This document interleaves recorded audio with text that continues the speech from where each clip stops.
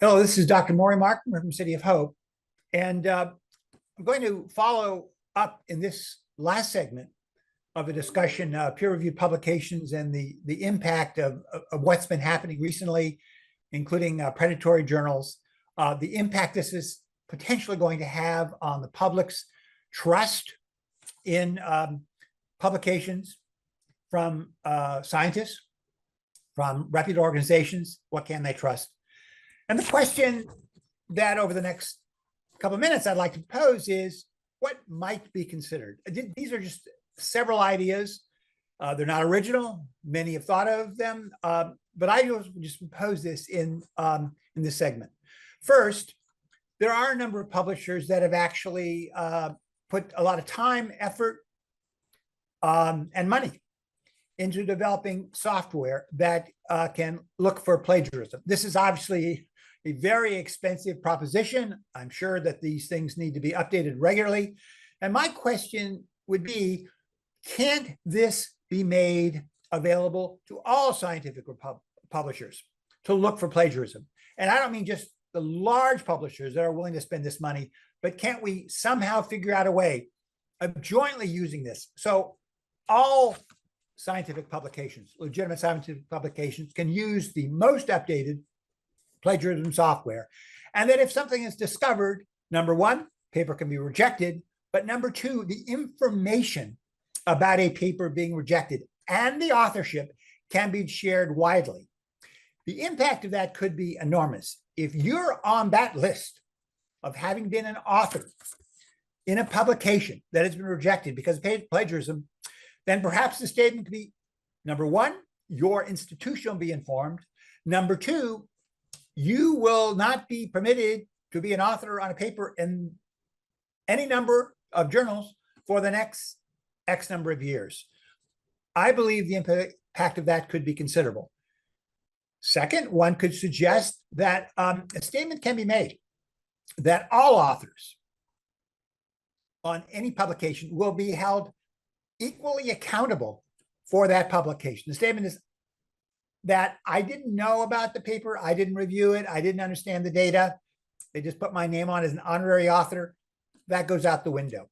If you are not able to take full responsibility or major responsibility for the quality of that paper, then perhaps you should not have your name on that paper. Next, one needs to ask institutions to take additional responsibility. This is a very difficult question. Obviously, researchers need to be appropriately treated, appropriately respected.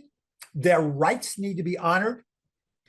But on the other hand, society needs to have assurances that if statements are made about plagiarism or other misdeeds in the scientific domain, that appropriate review has been undertaken. Now, clearly, this is expensive. This is timely. This is not what an institution wants to spend its time doing, but we need to come up with rational solutions to how we review this problem. Quite frankly, if institutions, academic, clinical institutions in this country choose not to take this responsibility, it is likely that the federal government will.